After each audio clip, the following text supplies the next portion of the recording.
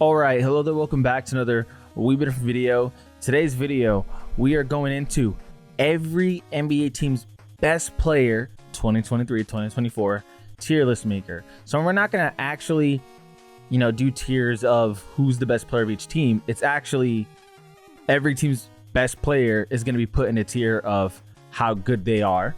And we're really going to be talking about the tiers of, do you want them as your best player? Do you not want them as your best player?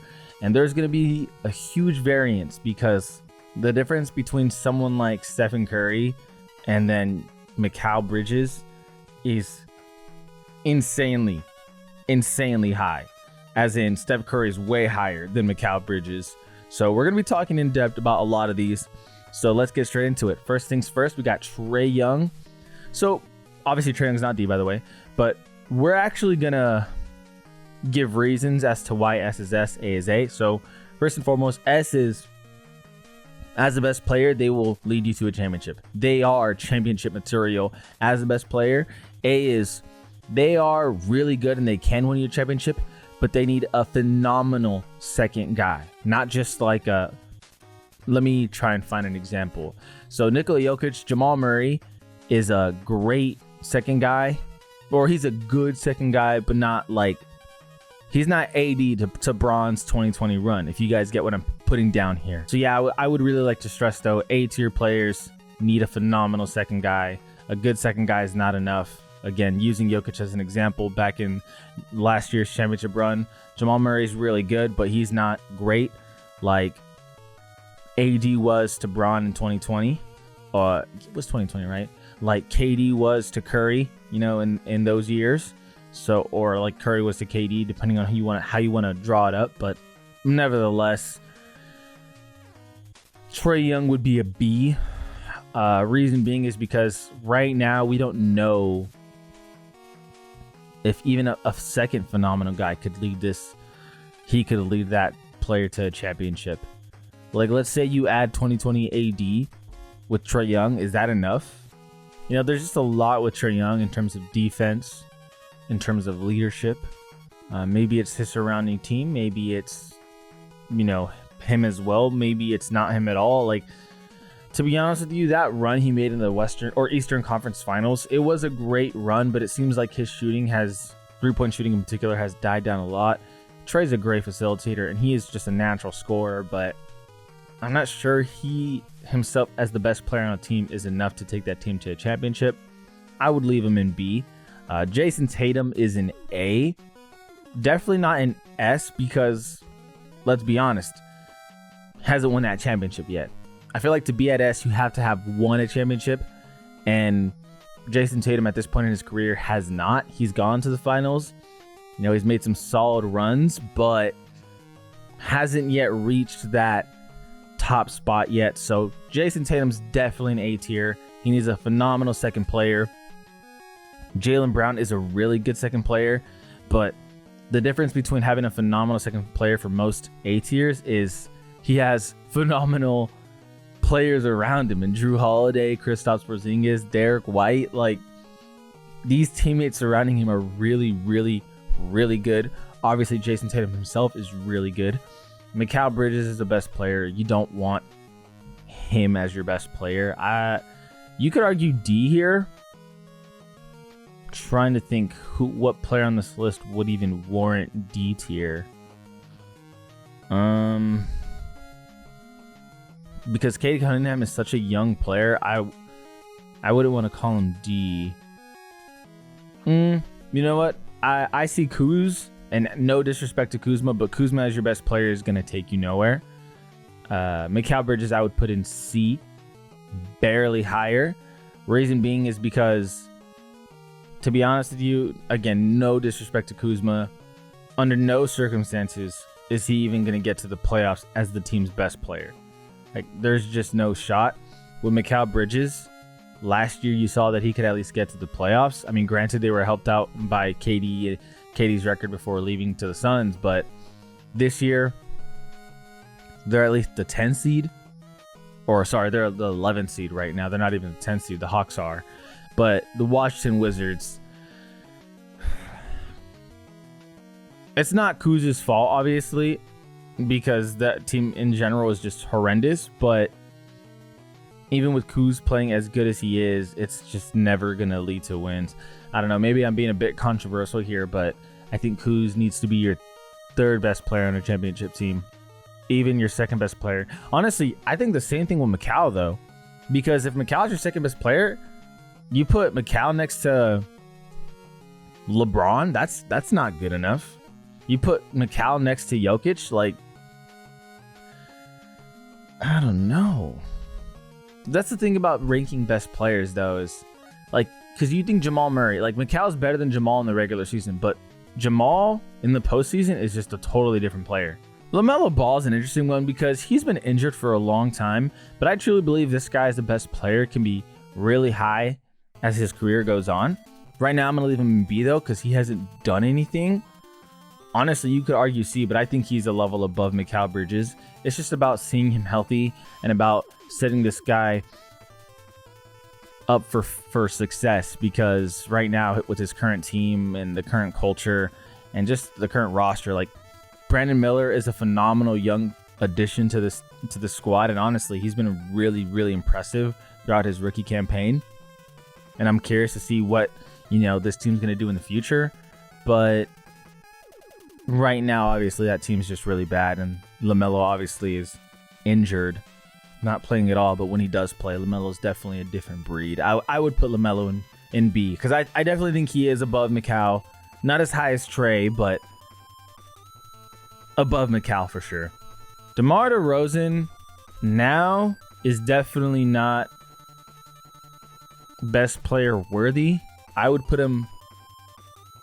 This is a hot take because I think some people would still put DeMar above LaMelo.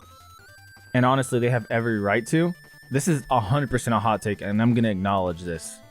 But I guess I'm putting more so LaMelo's projection as, yeah, him as your best player is a good thing, as opposed to DeMar. Like, we've seen all he can do.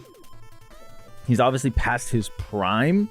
Still a really solid player. But under no circumstance am I looking at DeMar like, I want him as my best player on this team. Like, no, that's... At this point in his career, that's not what you want. He's getting up there in age. Like, not an ideal spot for any team to have DeMar as your best player. Because you're not going to compete for a championship under any circumstance.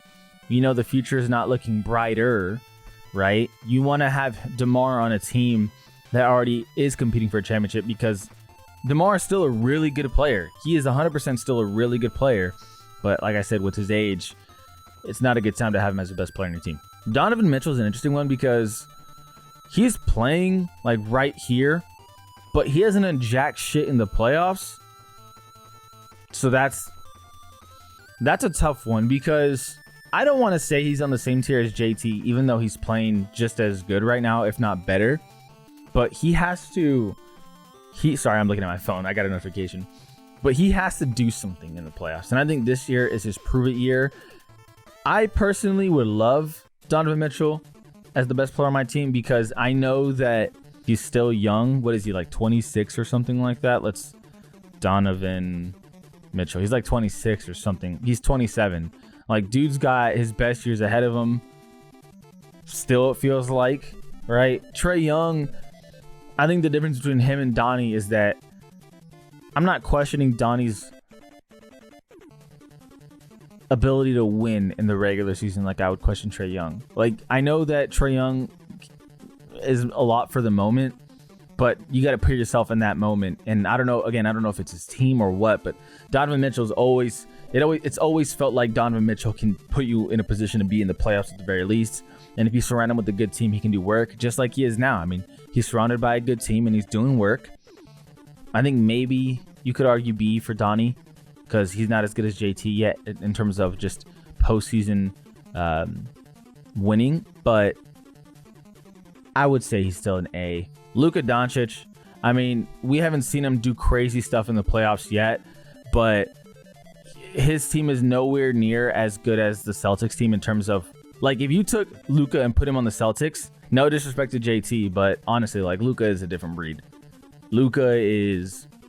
You put JT on this Mavericks team, Mavericks, their record isn't better. It's worse. You put Luka on the Celtics, I genuinely believe the Celtics are just as good, if not better. And Luka, for sure. If he's the best player on your team, you're ecstatic, because now you just have to surround him with talent. You don't have to search for or question if you have the guy. Like, no, you have the guy with Luka, for sure. That's not a question. In terms of playoff results, he's going to get them. I mean, you saw him literally sun the Suns. Like, he is a different breed. Luka as your best player is phenomenal. Jokic just coming off a championship. I mean, Jokic is your best player. Honestly, you could argue Luka's ahead, and that's just projecting, you know, how good Luka's still going to be. But, I mean, Jokic, S tier, easy. I don't even need to elaborate on why I think that. Like, there's not even a question if he's S tier. He is S tier. Not a question in my opinion. Cade Cunningham would probably be... So he's definitely not a better player than Mikal or DeMar, right? Under no circumstance. But because of his age, I would be pretty content with having Cade as my best player as opposed to DeMar and Mikal. Because with Mikal, I don't think he's going to be better than he is now. DeMar DeRozan is past his prime, and Cade Cunningham is in his second fully played year, but he's in his third year. You know, a lot of potential there. I feel like we can see a franchise have success around Cade Cunningham, especially as his career goes on. You know, he's very promising, shown a lot of skill as a playmaker, shown the ability to shoot and get hot in the moments he needs to. You know, he's got to work on his turnovers and all just maturity of the game. But if I'm a team that's starting with, if I had to pick a best player to start with, I'd rather pick Cade Cunningham, because I'm just going to build around him in the future, as opposed to DeMar, where it's like he's just past his prime. Mikal, he's not going to be better than what he is now. So I'm going to stick with Cade, even though he's the worst player between these two. And he's probably worse than Kyle Kuzma right now, to be honest with you. But as the best player, I'm just going to build my franchise around him moving forward and try and surround him with the right coaching staff, the right talent for him to be as best as he can be. Steph Curry, without question, best shooter of all time, and is easily S tier. I'm having him at number 1 just because of the fact that he started that dynasty. Like, it's centered around Steph Curry. You know, Nuggets have a championship, but Steph gave Golden State 4. This team, that Warriors team, is nowhere near the same without Steph. If he didn't go there, obviously, of course, someone as great as Steph. Like, I'm speaking common sense here, but Steph, I mean, right now, if I had to start a franchise, I'm picking Jokic for sure. So I guess I should put Jokic and Luka ahead for sure. Honestly, I'd probably pick Luka instead of Jokic just because of age here. Like, if I just started a franchise and I picked my best player, but in terms of, like, in order of who's the best now, you could...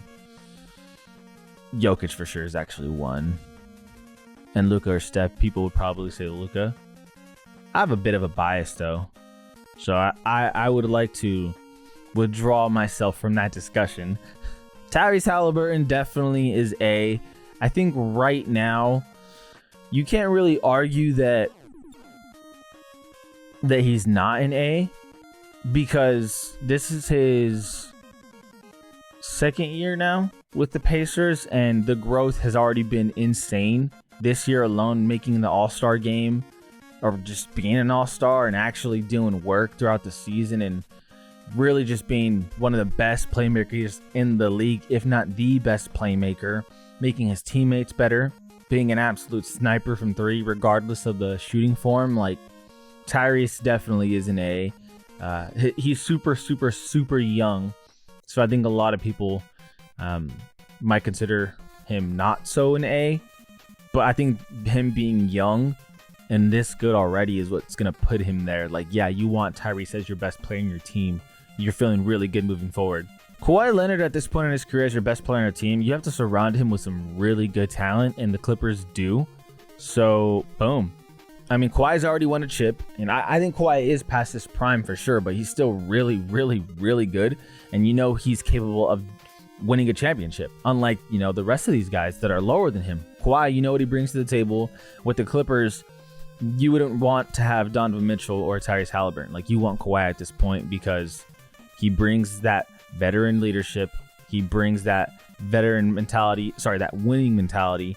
You know he has what it takes. Now, if I'm the Pacers, I'd much rather have Tyrese again. But specifically for these circumstances, like, yeah, Clippers definitely want Kawhi as their best player. He just fits that team really, really well. LeBron James, I literally do not need to elaborate. I don't need to say anything other than S tier. And because he's the Laker, I'm putting him at 1, even though I'm not really listing these. If I was actually not being biased, obviously Jokic, you want him at 1, but because I'm biased, I'm just going to have it there for show, literally just for show. Ja Morant, you know, say what you want, but Ja's still, man, Ja is still, like, I wouldn't say S tier yet because, like, everyone I'm having in S tier is either projected, like Luka, to be, or honestly, everyone in S tier is just generational special, right? Generational talent kind of special. Like, Jokic is just flat out special. Luka is just flat out special, doing stuff that other players aren't doing. Steph obviously is the greatest shooter of all time. LeBron is arguably the best player of all time. Ja Morant, as special as he is, he hasn't done enough to go into the category of S, right? Because Luka hasn't done anything in the playoffs, like in terms of, you know, even getting to the finals, but his play is just so damn unreal that you have to put Luka in S. Like, you can't not, he cannot be in the same category as these other players right now. Like, S tier is just unreal talent. Jimmy Butler's definitely an A. Again, S tier is a different breed of special talent, but I would say Jimmy Butler is around. Honestly, I don't even want to order at A other than Jason Tatum. I'm definitely saying Jason Tatum is the best in A, but other than that, I don't know about any of these guys,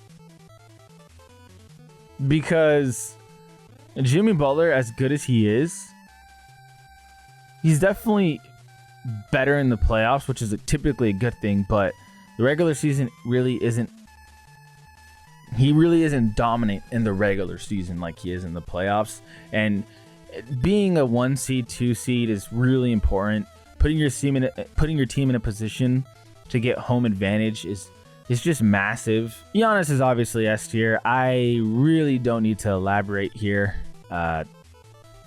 Just nothing needs to be said. Giannis is S tier. End of story. Already won a championship. Freaking unreal athleticism. Unreal athleticism. I can't stress that enough. Anthony Edwards is definitely A right now. You could argue he's ahead of Jason Tatum. You could, but I don't think so just yet. I think I'd still rather have. If I started a new team though, who would I want as my best player? I might pick Anthony. I still think JT is the best player right now though, but that's kind of not the point of the list. The point is really tiers of every team's best player. Like, who would I want as my best player on a team? Like, if I'm the Pacers, I want Tyrese. If I'm the Clippers, I want Kawhi. So that's where it gets a little funky, for sure. But yeah, Zion, as much issues as he's had, he's still got to be an A on potential alone, on what he could do alone, on what he's still doing right now. I mean, you could say Zion, nah, he's B. And I would understand that, honestly. I really would. Because unlike Ja, he's actually on the floor, and it feels like he's disappointing based off of what we know he can do. Hasn't done anything in the playoffs either. I guess I'll leave Zion at B for now. I'm kind of convincing myself because there's just a lot of questions regarding, you know, like, it's not even injury concerns. It's just, I mean, I guess part of it is injury concerns, but it's just him being ready to go, eating right, taking care of his diet, like shit like that. It's crazy that we're having to question that from someone who was regarded as one of the best prospects in the last decade. Like, dude was so hyped. It was unreal. Jalen Brunson is either the best B or low A. He's playing like a low A right now, to be honest. He really is. His play right now is flat out unreal. The biggest moments, he hits the biggest shots. Shai, I have a huge bias, so I want to recuse myself a lot from these conversations. Shai, obviously he's A or higher. I'm not questioning that, but like, now that I think about it, it really is hard to not have guys like him on S. Like, Anthony Edwards is your best player right now. It's just hard. Honestly, I think Shai's just better than Anthony Edwards. Not even, like, I don't think it's really close. I think Shai is undoubtedly better than Anthony Edwards. I think Shai, I can't say he's better than Jason Tatum because of Jason Tatum, what he's done. But in the regular season, right now, he's playing better. Interesting. I almost want to put Shai on S. I'm not gonna, because on principle of S being like the cream of the crop, you know what I mean? Like, best of the best kind of shit. Especially since I don't know what Shai can do in the playoffs yet. Right? I'd imagine he's going to go crazy, but we have to see it first, because even guys like Joel Embiid didn't show up in the playoffs. Paolo Banchero, definitely A. Shown immense promise, immense talent. I would love to have him as my best player on the team. First-time All-Star. Magic have a bright future with him at the center of that franchise. Just really, really solid player. Defensively, offensively, really good finishing. Working on his shot. Great watch. Joel Embiid. Here's the problem with Joel Embiid, is that if he was super young and he's been doing what he's doing in the regular season, I'd be saying S. But time and time again, he's gone to the playoffs and he has not delivered under any circumstance. Granted, like, if you just played the way we know he can, S tier, easy. But he hasn't done shit. He has not done shit. And he's had games where it's like, dude, you're not showing up when the team needs you. Devin Booker's, there's a lot of A tier, honestly. There's a lot of players who I'm saying, like, damn, I would love to have them. De'Aaron Fox, you know, oddly enough, in the regular season, even last season, he was not the best player. Like, even now, if you asked any Kings fan who's the best player in the regular season, they would undoubtedly tell you Sabonis is better. And honestly, they'd be right, and I wholeheartedly agree with that. And Sabonis even has better numbers. But in the playoffs, when Fox turns it on, kind of similar to Jamal Murray, right? Where he just like hits a switch like last season. Fox is the best player. He is Mr. Clutch. He is going to take that last shot. He is going to drop 40 bombs on 40 bombs when the team absolutely needs it. But the problem is consistency with Fox. Honestly, you could argue Fox is B. Right? You really could. Because I'd rather have Banchero as my best player than Fox. And Devin Booker. And Jalen Brunson. And Jimmy Butler. And Tyrese. Like, I love me some De'Aaron Fox. I truly do. But his lack of consistency in the regular season is killing them right now. They're 8th seed. Sabonis last year finished 5th in MVP. Right? In the MVP race, 5th. Like, it's incredible how underrated Sabonis is. Like, in the playoffs, he was playing with an injury. Didn't really play to what I know he can play. I'm sure what Kings fans know he can play. But it's without question to say that Fox is the better player when shit gets real. It's just consistency, honestly. Some days Fox will drop 14, 15, and it's like, what the fuck, dude?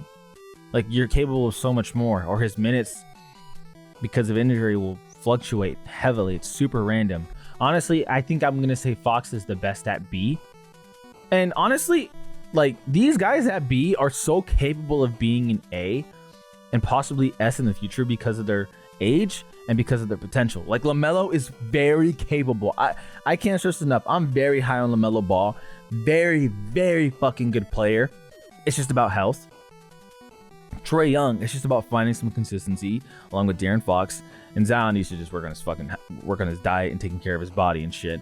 But B are those players who are like, these guys are all fucking capable of being an A. They're so very capable. Honestly, you could argue even now they should be an A. I just think that these guys in A right now are actually like proven that they can win right now. Like Ja, obviously with his suspension, not so much, but these guys in A are winners, just not contending for championship kind of winning. These guys in S, 4 or 5 of them have already done it. And Luka, well, again, I said this time and time again, but he is fucking different, dude. This dude is putting up unreal numbers. Wembanyama is the only person who hasn't done jack shit. He has not done jack shit yet in this league. I want him. I want him on my team as my best player. I fucking want him because Wembanyama is looking like the next face of the league. His length, his defense, his offensive prowess, like this dude over any person in A, I want as the best player on my team. Not because I'm going to win now, because right now Shea's better, Anthony Edwards is better, Jason Tatum is better. All these guys in A are probably better than Wembanyama right now. But Wembanyama, just as the best player moving forward, like if I could have him on the Lakers, I'm saying, dude, in 3-4 years, y'all fucked. Next year, y'all fucked, but especially in 3-4 years, because you give this guy even more time to obviously just grow as a player. As good as he is now in his rookie season, I would love, any team would love to have Wembanyama right now. Any team. Any fucking team. But it's crazy. Like, I have a rookie ahead of guys like Jason Tatum and Shai Gilgeous-Alexander. And I'm fucking high on Shai. Like, he's honestly probably my second or third favorite player in the league. Him, LaMelo, and Bron would be my top 3 favorite players. Shai might be number 1. I don't know. I love LeBron too. Lauri Markkanen is actually going to be our second D player. Right? Yeah.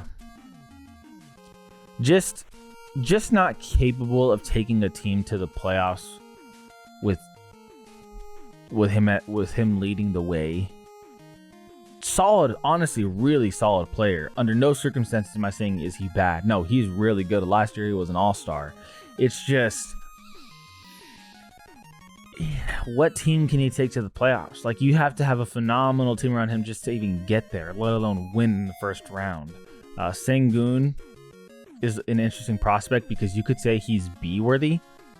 But I feel like his team was honestly good enough to make playoffs this year if he was really that good. So I'm going to leave him in C. There's still room to grow. Honestly, I'd still rather have Cade, to be honest with you. Because Cade, I think his potential is so massive. Maybe I'm disrespecting Sengun a little bit. Some people might be like, he should be in B, at the very least. But I just don't see him as good as Zion, LaMelo, Trae, or De'Aaron, to be honest with you. I would say Sengun C. Anthony Simons is another C. Right? I don't think this guy is going to be... Honestly, maybe even D, because how much better can he get? What is he, like 26? I mean, he can definitely get better, but right now, him as the best player on my team,